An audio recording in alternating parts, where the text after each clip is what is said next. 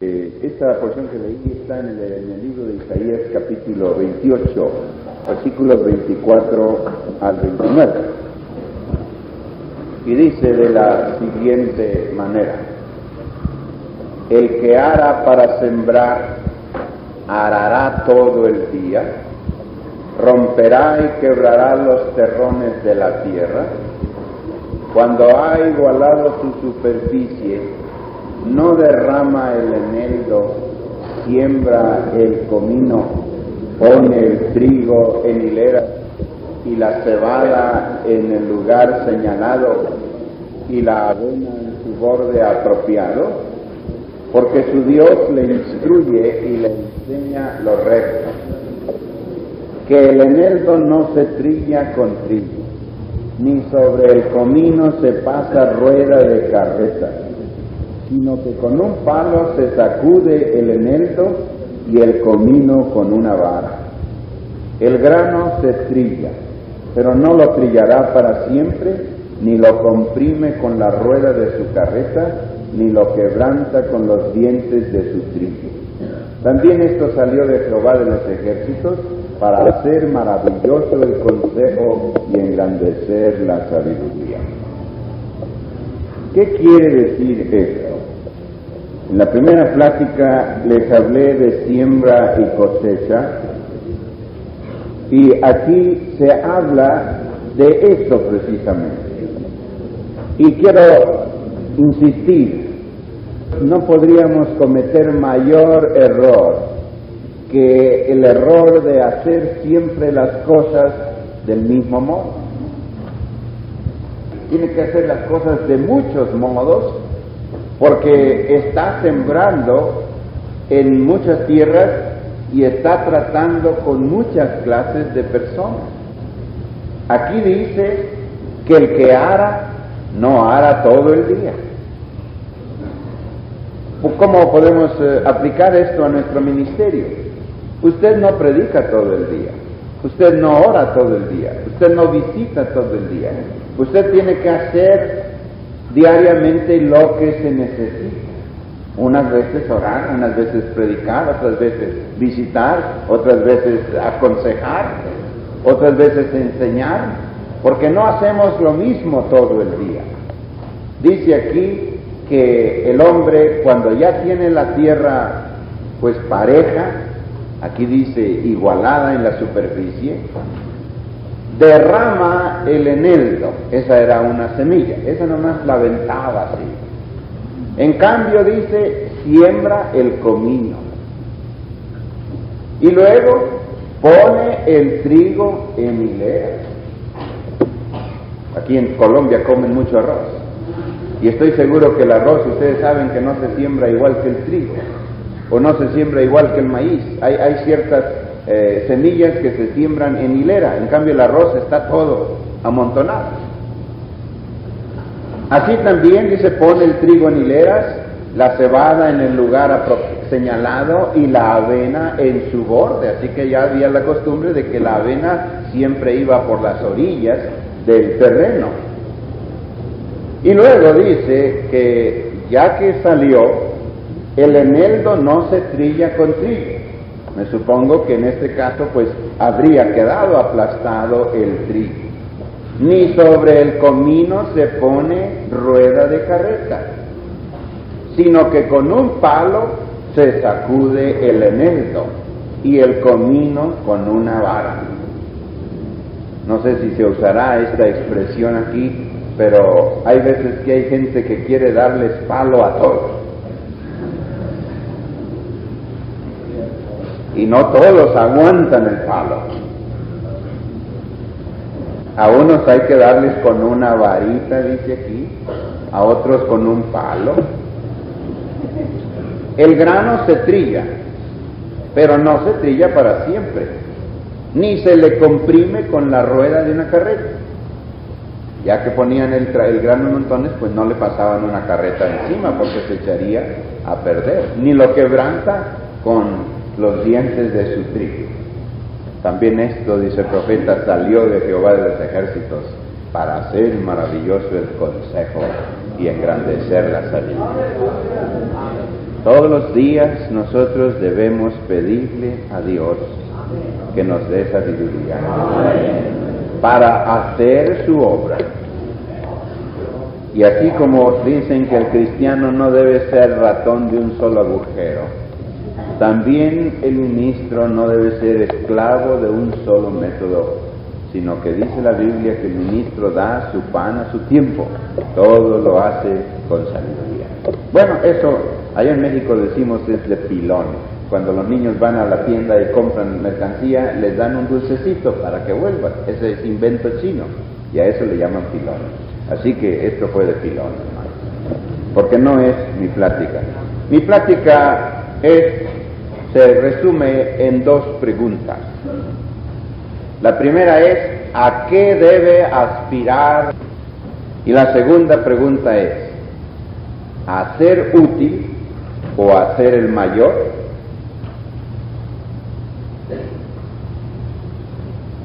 ¿A qué debe aspirar? ¿A ser útil o a ser el mayor?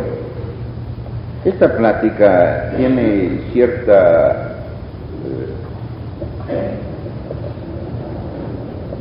función netamente bíblica, pero también vamos a tratar de hablar un poco sobre nuestra función como líderes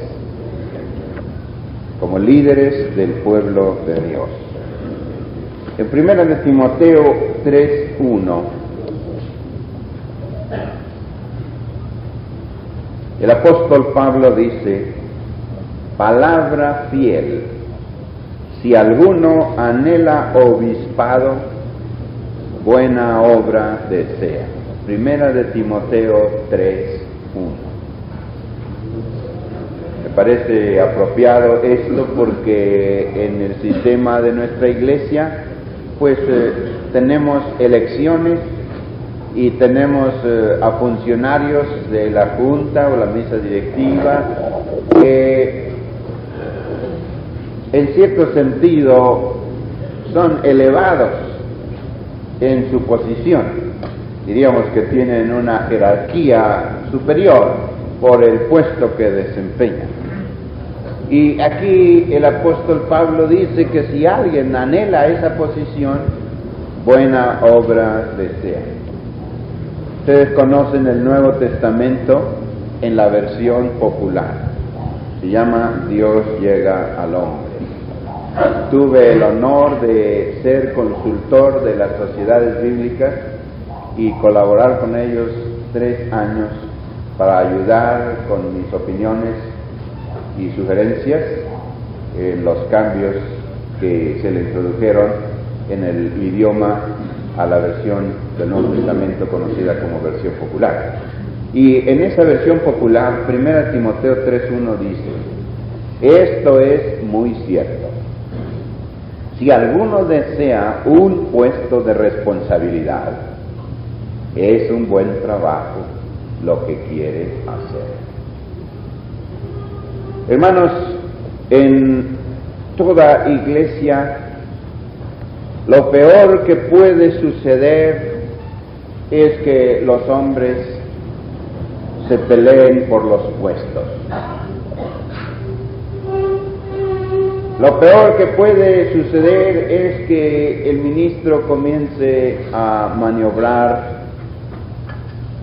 en una operación de tipo netamente político con el fin de obtener un puesto para él.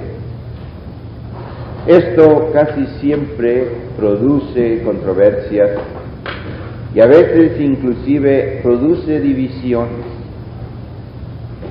o produce situaciones un poco difíciles. Ustedes conocen la Iglesia Adventista del Séptimo Día. La Iglesia Adventista del Séptimo Día en el año de 1900 sufrió una división y entonces surgió de ella una iglesia que se llama Iglesia de Dios Adventista. Y entonces esta Iglesia de Dios Adventista siguió funcionando y en el año de 1933 un hombre de apellido Harris empezó a criticar a los directivos de su iglesia, a decir que la iglesia no se gobernaba de acuerdo con la palabra de Dios, a decir que los líderes de la iglesia no eran la clase de líderes que debían ser. Y empezó a inquietar a los miembros de la denominación. Pero la razón era que Harris quería ser el jefe. Entonces, en 1933 se produjo una división y surgió una nueva iglesia sabática, que yo no sé si habrá aquí, pero en México sí la hay. Se llama Iglesia de Dios del Séptimo Día. Y cuando a Harris le preguntaron cómo creía él que debía elegirse la junta de su iglesia, dijo: debemos echar en un sombrero unos papeles que tengan cada papel el nombre de uno de nosotros. Y el que salga, ese va a ser el jefe. Pues así lo hicieron. Metieron la mano y salió otro, no salió Harris. Pero de todos modos, él fue el jefe de la iglesia. Y esto provocó muchas dificultades. Bueno, ahora el apóstol Pablo dice, sin embargo, que si alguien anhela, desea un puesto de responsabilidad, es un buen trabajo lo que quiere hacer. ¿Cómo nos explicamos esto? Bueno, vamos a ver, hermanos, que en primer lugar el ministerio es una obra que se realiza por el llamamiento divino, pero también interviene el factor humano que hace surgir en los hombres el deseo de trabajar.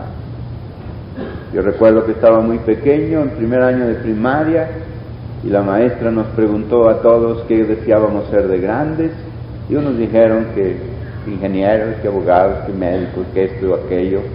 Cuando me preguntaron a mí, yo dije que yo quería ser ministro. Y me acuerdo que cuando me bauticé, me preguntó un muchacho amigo mío, me dijo: ¿tú a qué aspiras? ¿Qué quieres ser tú en la iglesia? ¿Quieres ser presidente de la iglesia? Le dije: no, yo aspiro a ser ministro y a ser un fiel ministro de Jesucristo. Porque si nosotros solo aspiramos a tener una posición oficial, pues probablemente no procedamos como se debe.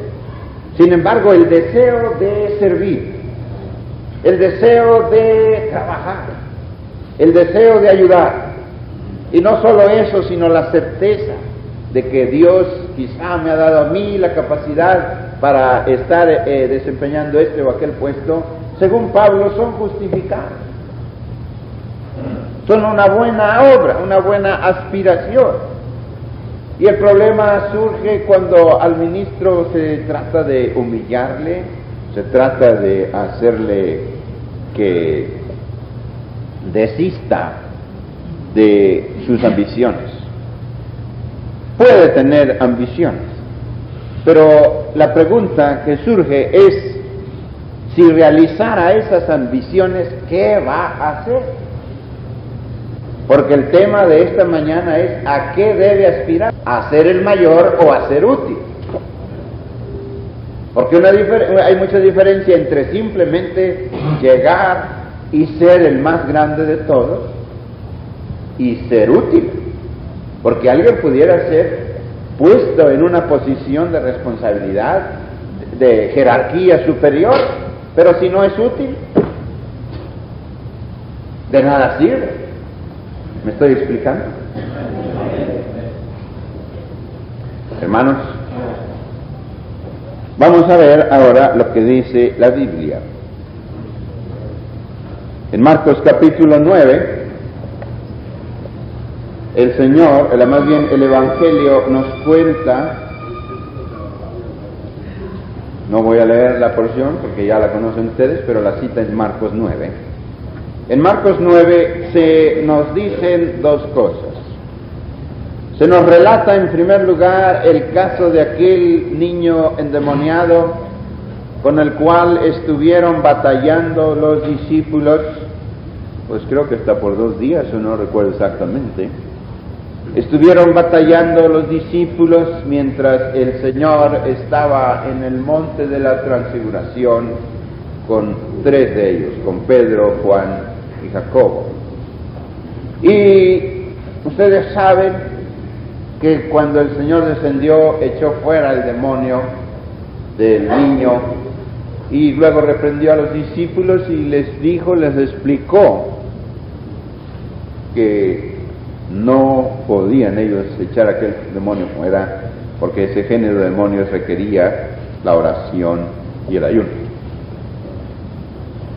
Y después los apóstoles y el Señor siguieron a Capernaum, y cuando llegaron allí, el Señor les preguntó: ¿qué disputaban ustedes en el camino?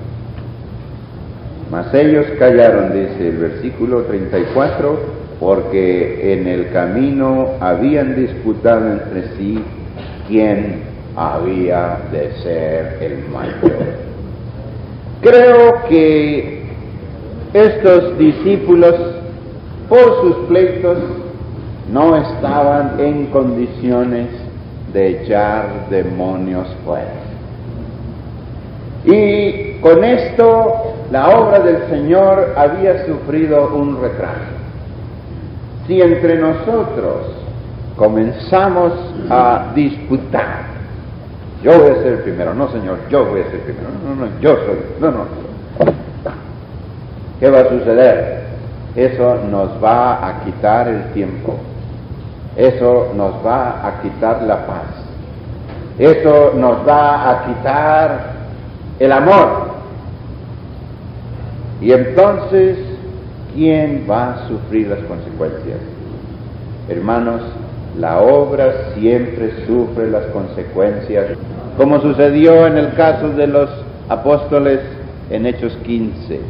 Ya mencioné que hubo gran disputa entre ellos, pero luego empezaron, en primer lugar, a utilizar la palabra de Dios, porque primero estuvieron allí jaloneándose. No, que no debemos predicarles a los gentiles, no, que sí debemos ir, no, que yo fui y Dios les dio el Espíritu Santo, no, que tú ya estás cometiendo pecados porque estás mezclándote con judíos, con gentiles. Todo eso sucede, y entonces empiezan a recapacitar. Pedro primero habla y cuenta lo que ha sucedido, y luego habla Jacob, y Jacob empieza a usar la palabra de Dios en la reunión y dice: todo esto coincide con lo que está escrito. Empezaron a estudiar la palabra de Dios. Y luego, ¿qué sucedió al final? Al final se manifestó el Espíritu Santo, porque ellos escribieron una carta y dijeron: nos ha parecido bien a nosotros y al Espíritu Santo. Primero discusión, primero disputa, después el estudio de la palabra de Dios, en tercer lugar la acción del Espíritu Santo, y en cuarto lugar gozo. Hay algunos que se quieren gozar primero, pero no es así, porque dice en la Biblia que cuando llevaron la carta y se la leyeron a los gentiles, les dio mucho gozo. ¿Qué gozo provoca, hermanos, en la iglesia a donde nosotros servimos bajo la dirección del Espíritu Santo? ¿A qué aspiramos? ¿A ser el mayor o a ser útil? Bueno, los apóstoles disputaron quién iba a ser el mayor. En cierto sentido, nosotros tenemos una jerarquía. En cierto sentido, al presidente se le da una posición superior, pero no es el único.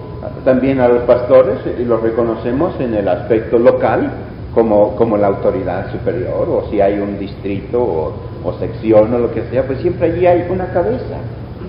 Pero hermanos, quiero que se fijen ustedes que no puede haber muchas cabezas, que el hecho de que haya un presidente para todo el país, pues quiere decir que no puede haber muchos presidentes. Una vez escribimos una lección sobre la escuela dominical, me tocó escribirla a mí, y nunca la he olvidado, porque en la Biblia se nos habla de la elección del sucesor de Judas, en el capítulo 1 de los Hechos, y ustedes recuerdan que allí oraron por dos de ellos, uno que se llamaba José y otro que se llamaba Matías. Resulta que Matías quedó de apóstol. ¿Por qué? Porque solo él podía quedar. Y en este caso el más digno de alabanza era José, yo creo, porque José no causó ninguna dificultad. José no causó ningún problema y dijo, ¿por qué si yo soy tan bueno como Matías, por qué no me pusieron a mí? Pues simplemente porque no puede haber más que uno. Pero en esto es muy diferente a que se implique con ello la idea carnal, diría yo, la idea terrena de que Dios nos ha puesto en esa posición para ser los mayores y para enseñorearnos de los demás. Cuando los discípulos empezaron a discutir, el Señor se dio cuenta. Llegaron a Capernaum y les dijo, ¿qué discutían ustedes en el camino? Y ellos se quedaron callados, no dijeron nada, pero el Señor ya sabía. Y entonces llamó a un niño y les dijo, el que quiera ser el mayor, tiene que hacerse como un niño. Si alguno quiere ser el primero, será el postrero de todos y el servidor de todos. Y tomó a un niño y lo puso en medio de ellos, y tomándole en sus brazos les dijo, el que reciba en mi nombre a un niño como este, me recibe a mí, y el que a mí me recibe, no me recibe a mí, sino al que me envió. Luego dice la Biblia que en Mateo 20 el Señor les habló a los discípulos y les dijo, ustedes saben que los gobernantes de las naciones se enseñorean de ellas, y los que son grandes ejercen sobre ellas potestad. Mateo 20:24. Y el versículo 25 dice, mas entre vosotros no será así, sino el que quiera hacerse grande entre vosotros será vuestro servidor, y el que quiera ser el primero entre vosotros será vuestro siervo. Como el Hijo del Hombre no vino para ser servido, sino para servir y para dar su vida en rescate por muchos. Entonces, en este caso, el Señor señala el sistema del mundo. Y este sistema es muy común. Por ejemplo, es muy común el enriquecimiento de los políticos y los líderes de masas, porque muchas veces, mientras las masas supuestamente guiadas por ellos están en la pobreza, viven en la desesperación y son víctimas del pecado en todas sus formas, los guías, los líderes, viven en la opulencia. ¿Y por qué es esto? Porque esa clase de líderes no tienen como propósito la elevación personal de los seguidores de él.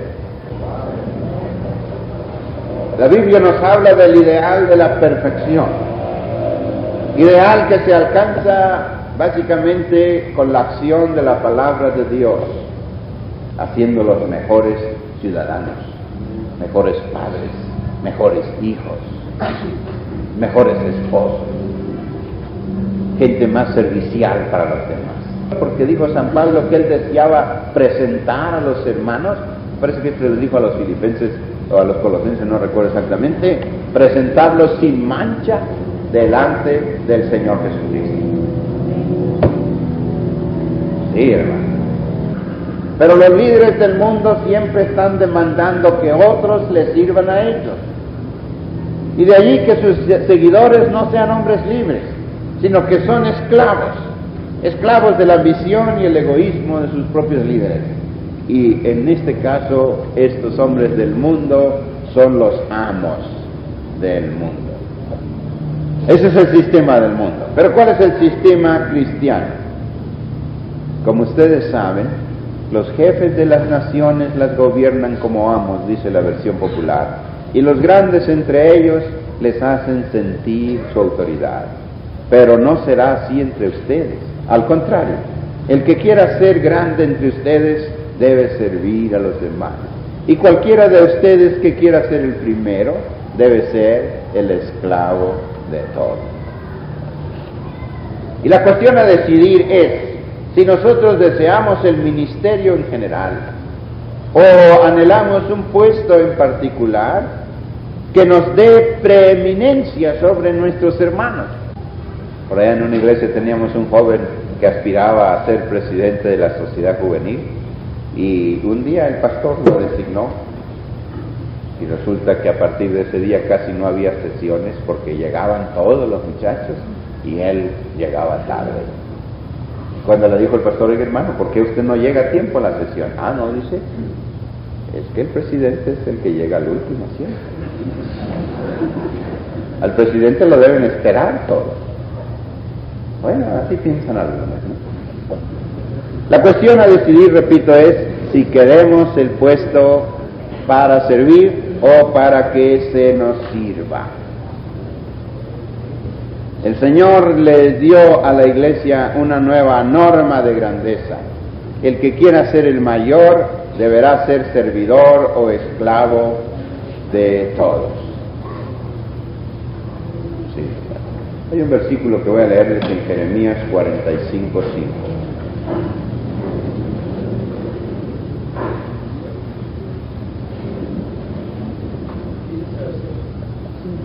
Jeremías 45:5. Este es un consejo que le dio, un mensaje que Dios le envió a Baruch, el escribiente o amanuense de Jeremías, para que Baruch luego lo transmitiera al pueblo. Y Jeremías 45:5 dice: y tú buscas para ti grandezas, no las busques, porque he aquí que yo traigo mal sobre toda carne, ha dicho Jehová. Dios le pregunta a su pueblo: ¿y tú buscas para ti grandezas? Y creo, hermanos, que es la misma pregunta. Buscas para ti. Ahí está la clave. Todos deseamos una iglesia grande, ¿verdad? ¿No quieren ustedes una iglesia pentecostal unida en Colombia más poderosa? ¿Con más miembros? Si quieren el doble de las que hay aquí ahorita en el país. ¿No quieren ustedes más templos, más congregaciones, hasta más dinero para hacer la obra de Dios? Todo eso es parte de la grandeza, pero ¿la queremos para nosotros? No a nosotros, Señor, no a nosotros, sino a tu nombre. Bueno, también voy a decir que hay una gran diferencia en esto. Hay una diferencia entre ser grande y otra y entre ser el mayor de todos. Hermanos, nosotros necesitamos ministros grandes, ¿o no? Necesitamos grandes hombres de Dios. ¿Tampoco creen ustedes que Moisés era un pigmeo?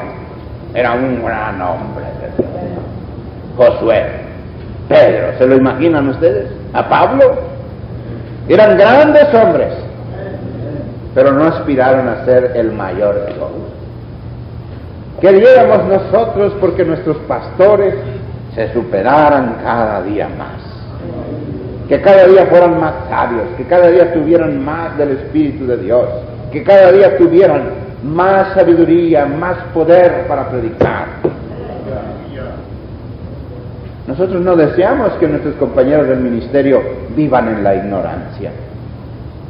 Yo tenía un condiscípulo en la escuela, con sabio chamaco, y una vez pasó algo que nunca se me ha olvidado y que me dio una idea de su pequeñez.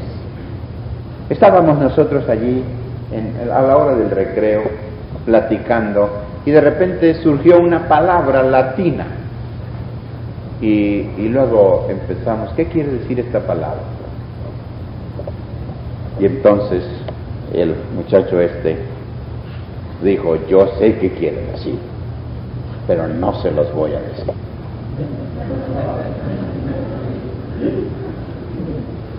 Y al fin, como yo era su cuate, como decimos en México, me llamó aparte, mira, dice, te voy a decir lo que significa la palabra, pero no se lo digas a nadie. A mí me pareció muy mezquina esa, muy pequeña. ¿Por qué? Porque, hermanos, todo lo que somos, todo lo que tenemos, todo lo que sabemos, todo lo que hemos recibido de Dios, debemos ponerlo al servicio de nuestro Señor. Y si algo somos y si algo sabemos, debemos dárselo a ellos, para que también ellos sean sabios, si es que nosotros lo fuéramos, para que también ellos tengan algo de Dios. Cuando estaba Moisés con el pueblo de Israel en el desierto, descendió el Espíritu Santo sobre unos, creo que eran 70 ahí, que descendió el Espíritu sobre ellos. Y entonces dice la Biblia que había 2 jóvenes en el campo, y también sobre ellos descendió el Espíritu. Y entonces le dijeron a Moisés que los callara. ¿Y qué dijo Moisés? Oh, que el Espíritu de Dios descendiera sobre todos los hijos de Israel y que todos profetizaran. Entonces, para esto se necesitan hombres grandes. Usted debe aspirar a ser grande en su iglesia, pero no a ser el mayor de todos. Porque los hombres de Dios siempre han sido grandes hombres. Hermanos, el Señor había condenado las pretensiones de los discípulos porque, como indiqué al principio, un sistema en el cual alguien es el mayor necesariamente excluye a otros. Si nosotros creyéramos que la sabiduría de Dios desciende solo por un hombre, que es el oráculo de Dios, pues tendríamos una iglesia, pero no la iglesia pentecostal unida. Tendríamos la iglesia, por ejemplo, la luz del mundo o algo así, donde hay uno que es el mero de todo. Y la Santa Cena se puede tomar solo en su iglesia el día que el fundador cumplió años. No, nosotros no somos así. Nosotros amamos y respetamos a todos los hombres que han servido en la obra de Dios, pero sabemos que la cabeza de la iglesia es nuestro Señor Jesucristo. Y todos nosotros somos parte de ese cuerpo. Excluir a alguien es contrario a la idea bíblica de la iglesia como cuerpo de Cristo, porque en el cuerpo de Cristo nadie puede excluir a otros y nadie debe despreciar o rebajar la honorabilidad de los demás. Ya recuerdan ustedes lo que dice San Pablo en 1 Corintios 12. Ahorita se los voy a decir. En primer lugar, en 1 Corintios 12, Pablo dice que los miembros del cuerpo no se deben sentir tan apocados que deben pensar que no los necesita el cuerpo. Si dijere el pie, porque no soy mano, no soy del cuerpo, por eso no será del cuerpo. Y si dijere la oreja, porque no soy ojo, no soy del cuerpo, por eso no será del cuerpo. Si todo el cuerpo fuese ojo, ¿dónde estaría el oído? ¿Se imaginan ustedes, hermanos, que en vez de tener en esta mañana a su servidor enfrente de ustedes aquí con cabeza y manos y pies y todo, tuvieran un ojote de 1,70 de alto? Se asustaban. Ahora, los miembros no deben pensar que no cuentan. Todos ustedes, hermanos, cuentan en la iglesia de Dios. Cuenta el pastor de la iglesia más grande que hay en Colombia. Cuenta el pastor de las iglesias o de la iglesia que está en la capital de la República. Como cuenta el pastor que está allá en el campo incomunicado, durmiendo en el suelo, comiendo pura yuca. Cuenta también. No puede decir, yo no soy del cuerpo porque no soy mano. No, no. Usted sea lo que Dios quiso que usted fuera. Y usted tiene un lugar honorable dentro del cuerpo. Esa es la actitud personal del miembro hacia sí mismo. Pero aquí en Corintios 12 también se habla de la actitud de los miembros del cuerpo hacia otros. El ojo no le puede decir a la mano, no te necesito. Ni la cabeza le puede decir a los pies, no tengo necesidad de vosotros. Antes bien, los miembros del cuerpo que parecen más débiles son los más necesarios. Y aquellos del cuerpo que nos parecen menos dignos, a estos vestimos más dignamente. Y los que en nosotros son menos decorosos, se tratan con más decoro. Por supuesto que debe entenderse también, en segundo lugar, que hay una diferencia muy grande entre los que pretenden dominar a la iglesia y los que le sirven a la iglesia conforme al patrón de la palabra de Dios. San Pablo dijo en Efesios que Dios puso en la iglesia apóstoles, profetas, evangelistas, pastores y maestros. Y dice que los puso para la edificación del cuerpo de Cristo, para la perfección de los santos, para la obra del ministerio. Para eso estamos nosotros. En una iglesia de 100 miembros no puede haber 100 pastores, hay uno solo. ¿Y por qué lo puso Dios allí? Dios lo puso con un propósito, no para que se enseñoree, sino para que le sirva a los hermanos. Que los perfeccione, que trabaje, les ministre y también para que los enseñe, los edifique. Bueno, ese es el buen carácter. Y qué bueno, repito, que tengamos hombres grandes que hagan esa obra. Pero la Biblia nos habla de un hermano pastor que no pensaba así. Se llamaba Diótrefes. Y Diótrefes, hasta el nombrecito nos cae mal, era de los hombres aficionados a tener el primer lugar, dijo Juan. ¿Qué Diótrefes? Diótrefes, dijo San Juan, no nos recibe. Él quiere ser el primero.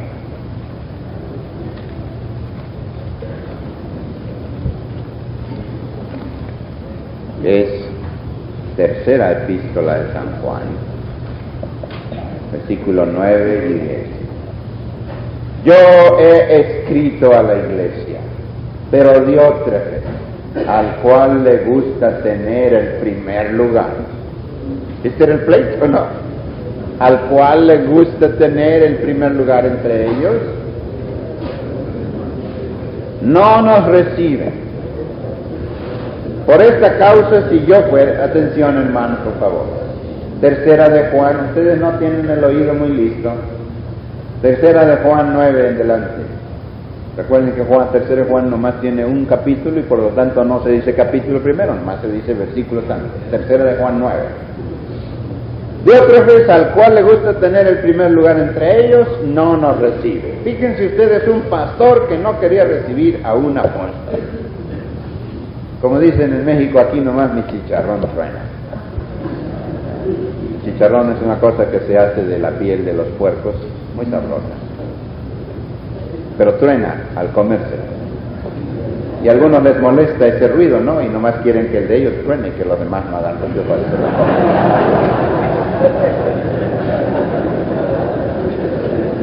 Pero ni modo, si estamos comiendo chicharrón tenemos que hacer ruido todos.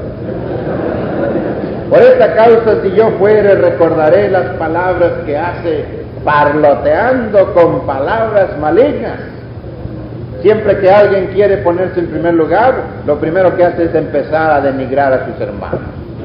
Parloteando con palabras malignas contra nosotros. Y no contento con esto, todavía no se llenaba Dios trefecitos, y no contento con estas cosas, no recibe a los hermanos. Y a los que quieren recibirlos, se lo prohíbe y los expulsa de la iglesia. Bueno, hermanos, todavía me quedaron 2 páginas. Tú, nuestro buen hermano Cantú, lo conocimos hace casi 30 años. También fue joven.